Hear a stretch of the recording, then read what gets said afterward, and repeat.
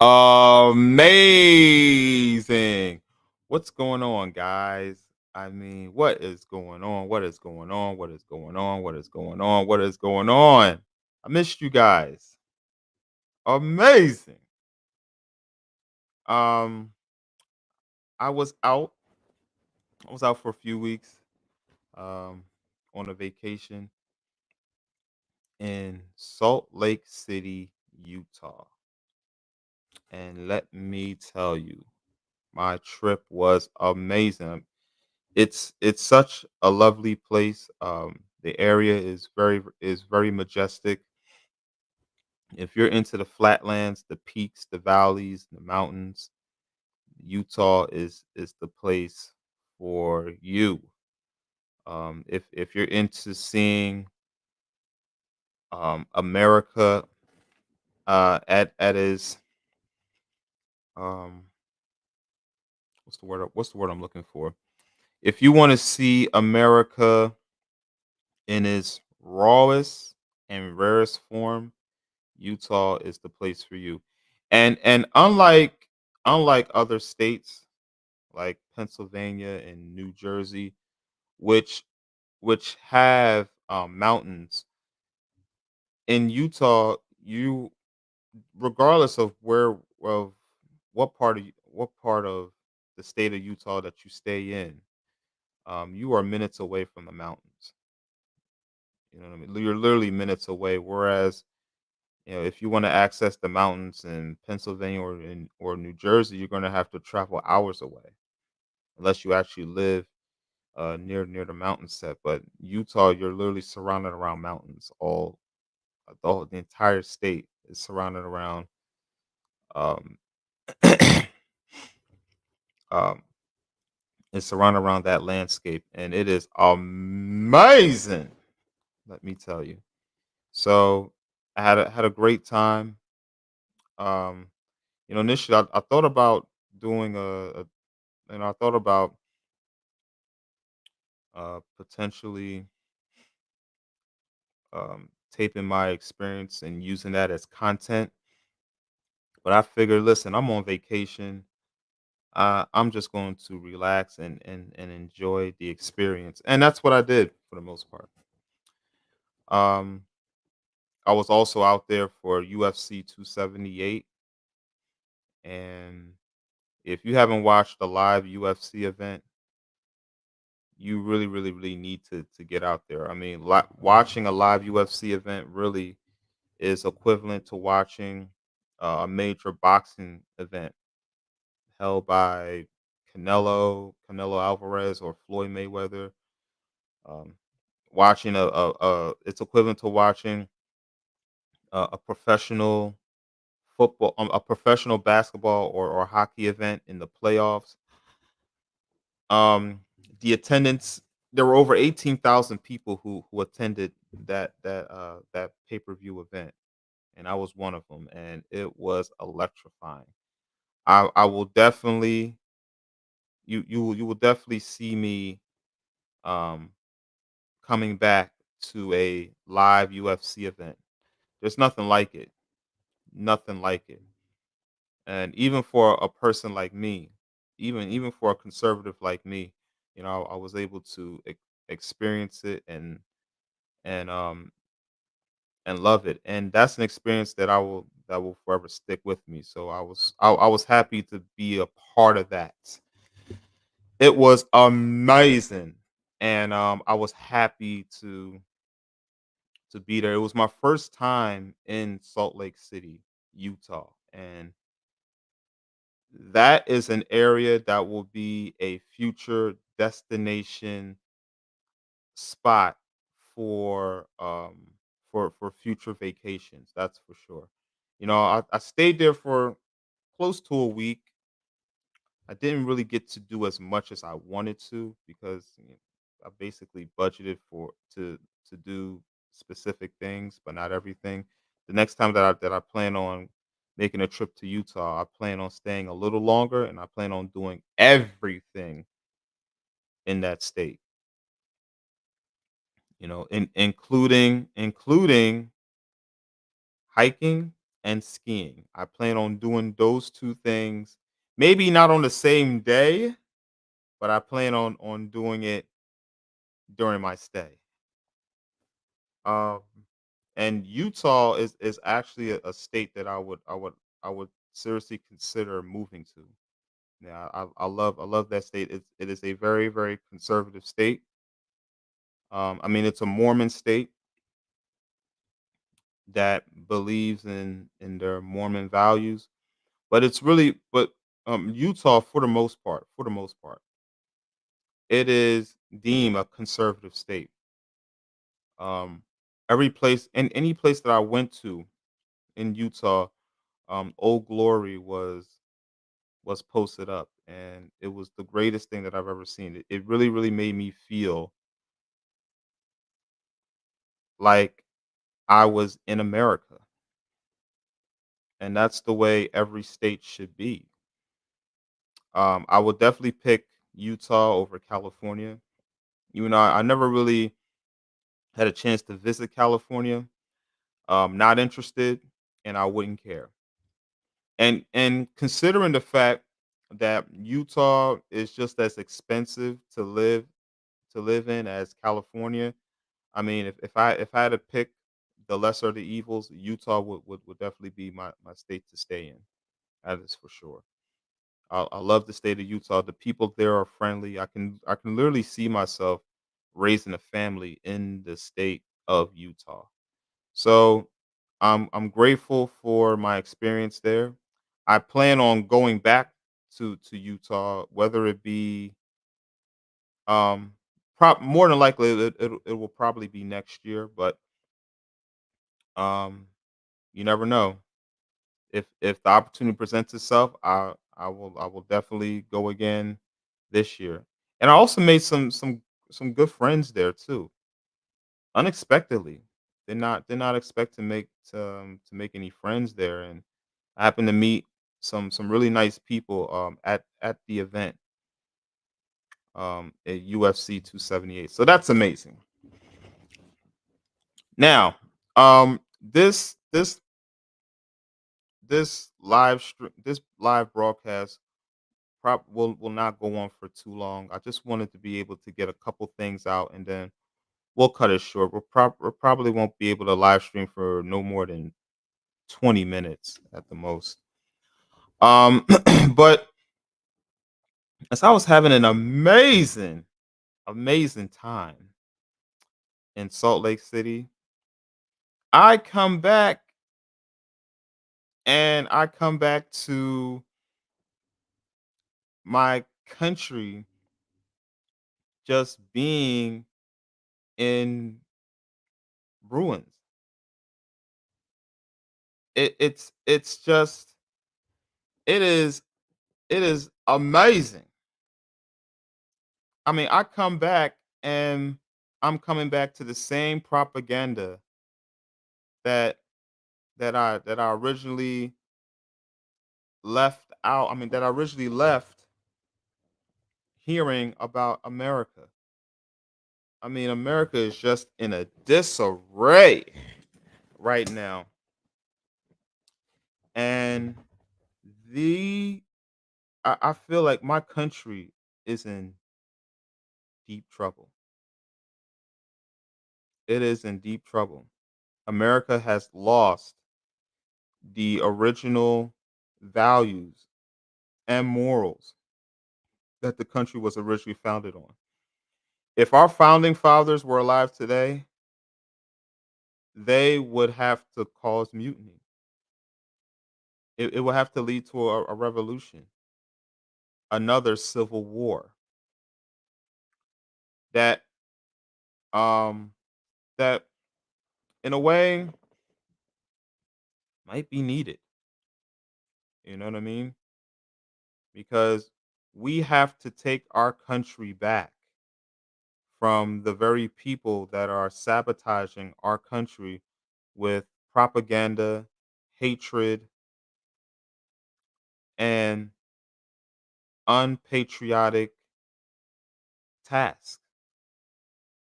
I mean, if you are not a patriot, if you do not stand for America, then you need to get out. You need to do what that loser W.B. Du Bois did. I just wish that he would have did it in the earlier years as opposed to doing it in the later years of his life. I wish in his earlier years he would have just left and stayed in Ghana for as long as he stayed, and then take the NAACP with him as well. Um, and the reason why I'm stating this is because yet again we have another virtual signaling, race baiting tactics held by, you guessed it, the blacks. It's just amazing. It is amazing that, hold on one second, guys. It's just amazing that the blacks can do such a thing. Um,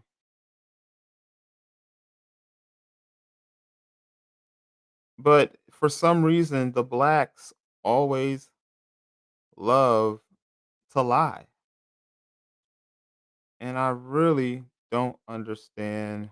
Well, I know why, because Satan is their daddy for the most part. They are in a fallen state. They are of the world. They are not in the world. They choose to live of the world as opposed to living in it. Um,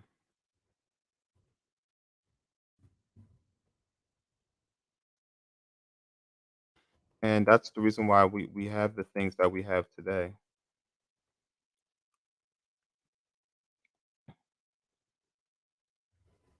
Now, there's a few topics that I would like to speak about. Um, hold on one second. Sorry. There's a few things that I would like to speak about.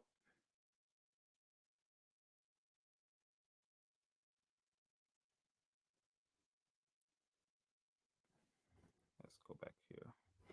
And I want to speak on these terms because I think it's very important to understand where the temperature of this country is today. Because this country is right now is in hell, and we have the the secular people that are driving the country into the depths of hell.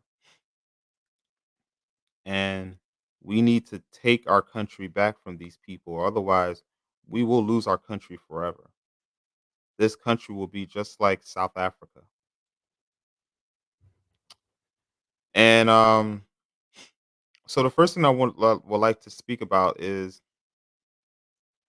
the whole um BYU Duke controversy, where a black woman claimed that a white man, or that one of the spectators at the student section was calling her a nigger. And the officials from BYU and North Carolina checked it out, and they couldn't really verify her story. But I find it funny because um Lessa Pamplin, who is her goddaughter, was stating that she heard the slur and she heard it over and over and over again, and that the same person, and that um a and that she received a threat um over, I don't know, or she claimed that she received a threat from the same person to tell that black volleyball player to quote unquote watch her back. Now let's see, what is her name? Her name is Rachel Richardson. So Rachel Richardson is the woman accusing a white person of calling her a nigger during a volleyball game that she played in Provo, Utah. So she was playing in BYU's hometown in Provo, Utah. Now I can tell you guys right now, all right? I've been in Utah for almost a week. There is no way that any of those white people are even slouch or even spewing that word. And even if they were, so what? Even if they were, so what? But Utah, despite the fact that Utah is um predominantly white. I mean anywhere from 80 to 90% white. You don't feel as if you're out of place. You feel as if you are a neighbor of theirs. I'm not making this up. I mean, the people there are just super friendly, and super conservative. You know, they know the very right things that should be occurring in this country, and they stand by it. They don't stand for all of the woke, um, radical things that the left are trying to that are trying to promote. So to for this white person to call this black person a nigger is just completely out of place. But keep in mind that the goddaughter is pushing it. You know, she also made claims that a white person approached a Duke player uh, and was threatening the Duke player. But they watched the tape. The very person that they claim was was was making were making these slurs. They watched the tape the entire time of the person, and they could not verify that the person even spewed that slur. Secondly, um, there were a bunch of blacks that were in the stands. Um, there were a bunch of blacks in the stands when this white person supposedly was spewing the word to this volleyball player, and not one single black person in the stand sought that out. Everyone was interviewed, and they said that they didn't hear it. But the goddaughter but the godmother insisted that she heard it. Now keep in mind, this woman who is an attorney, go figure. The last thing we need is are black attorneys. Um, but this woman is clearly using this um as a political ply to run for a judicial seat. But yet it has not been proven. So clearly, we know why she's doing this. This is really more politically motivated. And we all know why Rachel Richardson is doing this, because she wants to be the next social justice hero, just like LeBron James, who claimed that he was the subject of racism when someone wrote nigger on his property in Brentwood, even though when the police came, the word nigger wasn't even on the property. They've already removed the graffiti. Oh, I don't understand why the blacks are so triggered by that word. Why are the blacks triggered by the word nigger? The blacks use that word all the time amongst themselves. All the time. But yet, whenever they perceive that a white person calls them that word, all of a sudden it's such a negative word. But the blacks have been disrespecting themselves with the word nigger all the time. The blacks call themselves niggers all day. They can care less about the word nigger. They don't care. It only matters when they perceive a white person using the word nigger. I mean, think about it. If this actually came turned out to be true, all right? If this turned out to be true, that white guy that was accused of being called, I mean, of using that slur could have been arrested for potential hate speech. What the hate speech for speech that he has the right to say? That is amazing. I guess all he has to do is say the word nigga and maybe he can get away with it. But who are the blacks to tell anyone what another person can or cannot say? The blacks have some nerve, as if they believe that they own the trademark to the word nigger. All right. You people can care less about the word. You people call each other that word every day. You people recite that word when you listen to your god awful black rap music. What is the big deal? I mean, this is the reason why we're losing our country. Our country is just so weak and pathetic and pitiful. And we're losing people being, I mean, standing on morals and values and not on feelings. But America is such a feelings country, and they care more about feeling good than doing right. And this is a prime example of it. And so the white person that was accused of that was initially banned. It's just so funny. Talk about black privilege.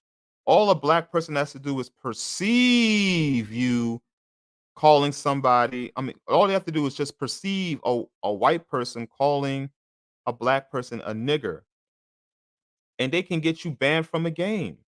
White people, if you don't believe that you are under attack by the blacks, have no clue at all. You people are living under a rock if you do not believe that you are under attack. White people are under attack from the blacks like it's going out of business. White people every single day are being attacked by the blacks, whether it's verbally or physically. And I have proof. I have proof. Um, I have a story that will back up what I'm saying, but more on that later. So Rachel Richardson is involved in Niggergate. Who said the word nigger? Who said it? Who said it, Rachel? Who said it? Or or are you trying to use this platform to elevate yourself to becoming a so-called social justice warrior among the blacks, so that you can be able to then cash to then um, cash out on that opportunity? What is it, Rachel? What is it? Tell us. All right. You claim that that the spectator who was white, because otherwise, if the person wasn't white, this is not even a story. The spectator who was white, you claim that he called you a nigger. There were other black people that were in the stands. How come they didn't hear it, but you were able to hear it? I mean, where's the proof? Plus, they were watching tape. I mean, the BYU officials were watching tape of the very person that you accused, and nothing came out of it. And it's so easy to believe women because women always try to make themselves look like the victim, because that's what women do. A woman can walk up and batter you, scratch her face up, and then claim that you battered her. And then the police wind up arresting you because they'll believe the woman over the man, even though I thought that men and women are equal, and that in a quote unquote equal world, meant the woman can do just as much damage as the men can. Hmm. That yet they believe that premise, but yet whenever the woman cries abuse, it's the man that always winds up going to jail. Amazing. Isn't that amazing? But we are involved in but it looks like Rachel Richardson is involved in Niggergate. I mean, they filed a police report and everything, and they can't find, and yet they cannot prove that the person accused of saying the word nigger actually said the word nigger. So, Rachel, you clearly heard it. Lisa Pamplin, who is the godmother of Rachel Richardson, she clearly heard it. So somebody said it. So who said it? Amazing. We have Niggergate on our hands. We have Niggergate on our hands. Who said the word nigger? Who said it, Rachel? Who said it? Because right now, what it's looking like is you are trying to. It looks like the whole thing is nothing more than a hoax, a rouse, just so that you can be able to gain more attention, more followers, and more opportunities to make money on the media side. Amazing. Talk about black privilege. All you have to do is accuse a white person of calling you a nigger, and immediately you get privileges from everyone. Every single uh every single black victim is willing to give you an opportunity on their platform for you to shine. And that's what she was looking for. I mean, that's what LeBron James was looking for when he stated that he experienced so-called racism when someone wrote nigger in his property. The one thing I would love to tell the blacks, all these people that are claiming that someone called you a nigger, do you really believe that you're a nigger? Because if you really believe that you're a nigger, then I can see you getting upset. But if you're not a nigger, why does that word even bother you? Like, why are you even concerned of that word? And it's funny that the blacks would care more about being called a name than they care about the characteristics of other people, especially when it comes to other people doing things to other people. You know what I mean? The blacks care more about perceived name calling than they care about actual threats that are mainly coming from them. And the proof in the pudding is you remember that missing jogger? Um Eliza Fletcher. Eliza Fletcher was a missing jogger. Um she attended school at Memphis. I'm sorry. Hold on one second. And yeah, so she was a missing jogger who decided to take a jog at 4 in the morning. I don't understand why anyone want to take a jog at 4 in the morning, especially in Memphis, Tennessee. What the Memphis? No, you have to go out in Knoxville somewhere. You have to remember the blacks. The a lot of the blacks reside in Memphis. You are playing Russian roulette with your life if you choose to go out jogging in the city of Memphis. I don't care what part it is. I mean, Memphis is is heavily dense. I mean, it's a heavily dense black population. You know, there's about enough blacks in Memphis just like it is in Philadelphia. So you really have to be careful. Um, but this woman who has the right to do so decided to take a jog. And I'm sure if she knew that she was going to be abducted by um by this deplorable, despicable black who has an extensive criminal record, who the justice system um clearly let the people of Memphis down by allowing this black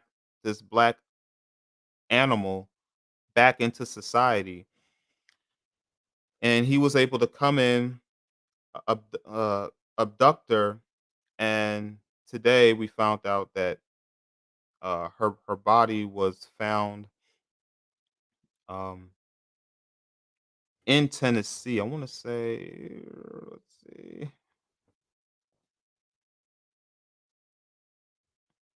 yeah. So here are the pictures right here. Let's see. Do.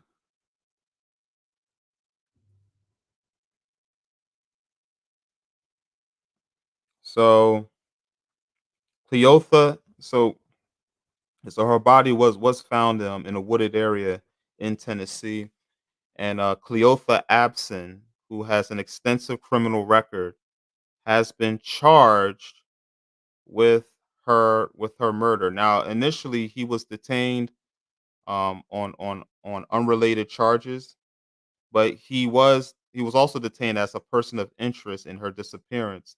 And then when they found her body, that's when they charged him with murder. Once again, it's the blacks that are killing the whites, but nobody will ever make news of that. They want to make it look as if it's the whites that are attacking and killing the blacks. This is living proof. A jogger, a white woman taking a jog in Memphis, Tennessee, not thinking that she not thinking that her life will be taken away from doing so, winds up getting her life taken away by this black monkey who had an extensive criminal record. Go figure.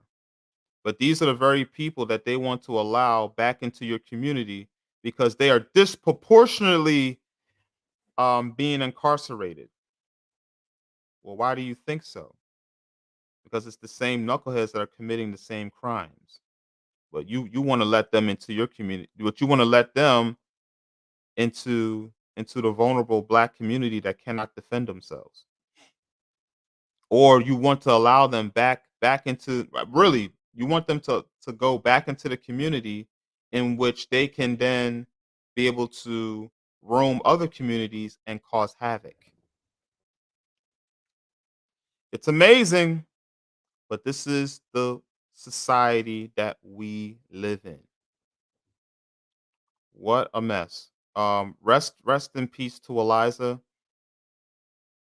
um very unfortunate that our system once again was failed us. Our system failed us. They allowed a black monkey back into the community, and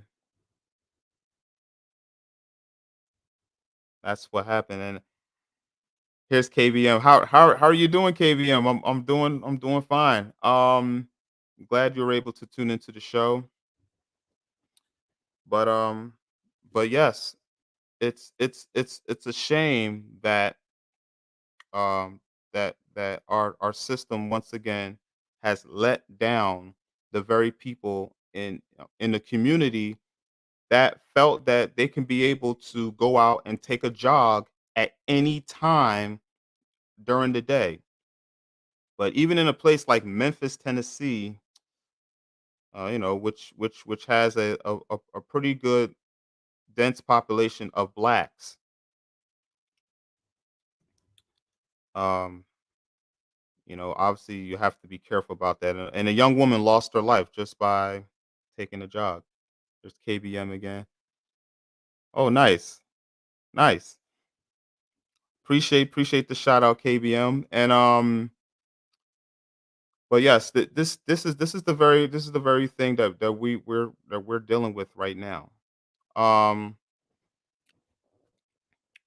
but what do you guys think about this matter? I mean, the thing is, this man, Mr. Hold on one second, guys. Let's say, oh, sorry. Let's see, Mr. Cleotha Abston, the man. Oh, exactly. What is the main topic? Yep. So right now, I'm mainly speaking about America the weak. How America is so weak. Um, America mainly is more about being on feelings rather than rather than being a part of the very morals and values that America was once founded upon. Um, initially, KBM, just to give you a quick run back. Initially I started the show by speaking about the black volleyball player who accused a white person, or who accused um, a spectator that was in the I guess that was in the student stance. They accused that person who was white, accused of calling her a nigger. The word, right, right here, like the recent Duke volleyball player crying racism in the crowd, but no one else heard it. Absolutely, and that's the very thing that I'm speaking on. It's it's the fact that supposedly somebody called her that slur, and yet nobody was able to hear it. Um, there were black people in the stands, and yet the person continued. And what was stated was that this person continued to use the slur, yet the black people in the stands didn't hear it, or didn't speak out on it. Um, BYU officials looked into the video of the person who was accused of using that slur, and they couldn't come up with uh they couldn't confirm that the person used the slur. They took the police report. The police even looked into this. Where have we gotten to the point where whether to a point where a slur can mean more than actual prominent threats that are actually happening within the community. I mean, and the thing is, she wanted to accuse this man of saying this in a state that, despite the fact that it's predominantly white, don't even carry the that culture of even using the term nigger. I mean, of all places, Utah. I was in Utah for almost a week. Like I said earlier in the broadcast, you won't get a single person to even come up to even come up to even saying that word. So once again, it's just the blacks wanting to play victim. Lisa Pamplin, who was the godfather, I'm sorry, who was the godmother of the basketball player, insisted that this was being said, and she's clearly trying to use this as a political ply for her to run for. Uh, I mean, for her to run um, as as a judge, and I think she's trying to use this as a political advantage, and it's just people just being weak and being pitiful and not and being very, very, very disingenuous. I mean, we live in America where the freedoms are granted for all people, stated in the Constitution, but yet you have the blacks that want to play the victim, and really what this does is that this winds up dividing the nation even more. Not to mention we have a president who also is the cause of the division. The very person who claimed to want to be a uniter, and then he winds up becoming the most divisive president of our time, even worse than Obama. This man, Joe Biden, the great white dope, winds up going. I mean, he winds up making a statement where the background is in complete red, and he has um uh two two marshals behind him. Almost like the guy looked like he was taking the stance of Hitler. And the way that this man just stood there and was going after uh quote unquote MAGA supporters.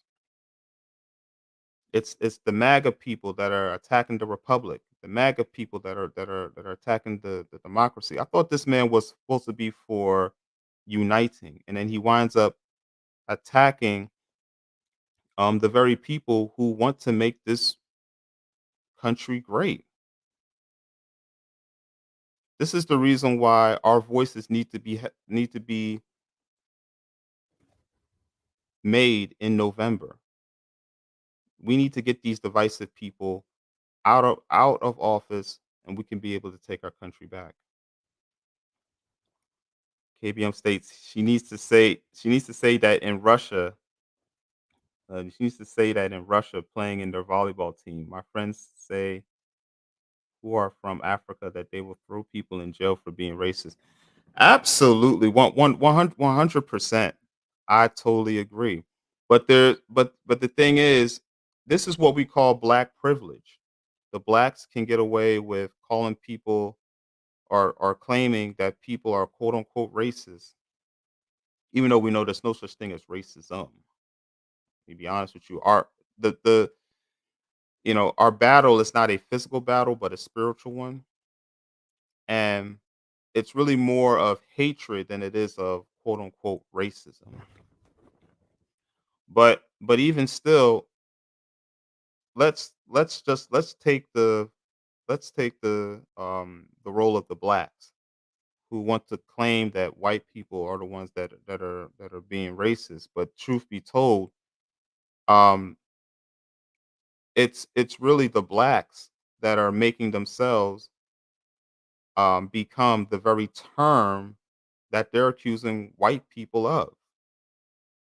She knew for a fact that nobody called her that term. She knew for a fact that nobody called her a nigger. She knew that. She knew that for sure. But yet, but yet, because she's black and because she plays for Duke and because her godmother is a prominent lawyer and running to be a judge, this is the very thing that they can run on to make people believe something that doesn't exist. People, we need our country back. We need to start holding these people accountable.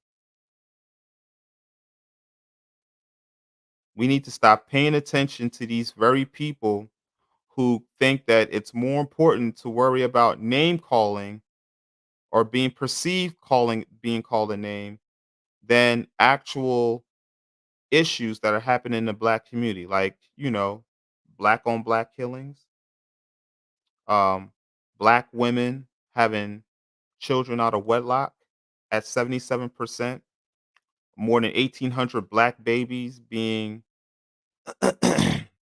exterminated every single day at the hands of Planned Parenthood.